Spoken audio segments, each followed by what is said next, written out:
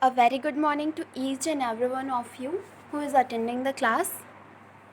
So let's get started. Vitamin A keeps eye and skin healthy. Vitamin D helps the body to use calcium for bones and teeth. Its function is to help the body to utilize the consumed calcium. Vitamin A जो है वो हमारी आँखों को और हमारे skin को healthy मतलब स्वस्थ रखता है. विटामिन डी हमारे बॉडी को कैल्शियम का इस्तेमाल करने में मदद करता है. विटामिन डी का काम होता है हमारी बॉडी की हेल्प करना उस कैल्शियम को यूटिलाइज़ करने में जो हमने पहले कंज्यूम किया है. Lack of vitamin C produces scurvy और ब्लीडिंग गम्स. विटामिन सी की कमी से स्क्रूरवी या फिर मसूड़ों से खून आने की समस्या हो सकती है. Green vegetable and fresh fruit are the sources of vitamin and minerals. हरी सब्जियां और ताज़े फल विटामिन और मिनरल का स्रोत हैं. Fat saleable vitamin. फैट के साथ घुलने वाले जो विटामिन हैं वो हैं vitamin A, D, E and K.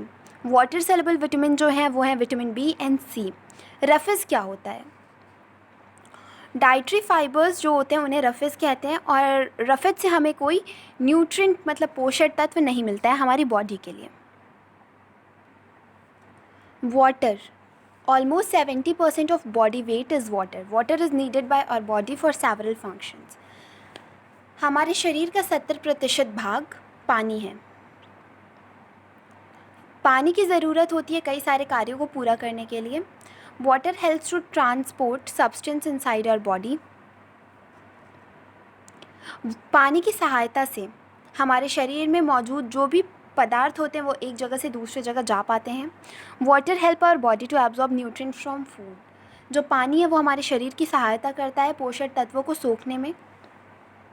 Water help to get rid of constipation.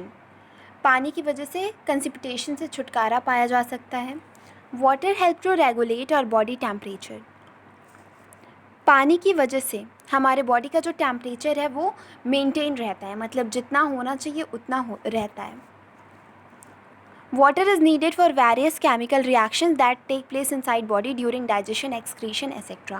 बहुत सारे रासायनिक रिएक्शंस के लिए केमिकल रिएक्शंस के लिए हमारे बॉडी को पानी की ज़रूरत होती है. जैसे डाइजेशन हो गया, एक्सक्रीशन हो गया. We should drink at least 8 to 10 glasses of water daily. हमें कम से कम 8 से 10 ग्लास पानी प्रतिदिन पीना चाहिए. Balance diet. बैलेंस का मतलब क्या होता है? बैलेंस का मतलब होता है संतुलित और डाइट का मतलब होता है आहार. Our diet must contain adequate amount of different component of food along with refuge for our body to function properly. हमारे आहार में सही मात्रा में अलग अलग तरह के जो खाने के कंपोनेंट्स होते हैं वो प्रेजेंट होने चाहिए और हमारे फूड में रफेज भी होना चाहिए जिससे कि हमारी बॉडी सही तरीके से काम कर सके. A diet that contain adequate amount of different component required for the healthy functioning of our body is called a balanced diet.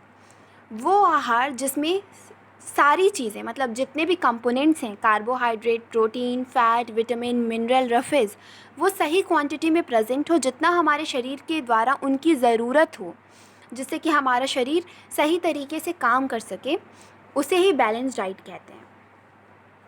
अब आते हैं डिज़ीज़ पे. डिज़ीज़ जो होते हैं वो दो तरह के होते हैं, communicable disease and non communicable disease.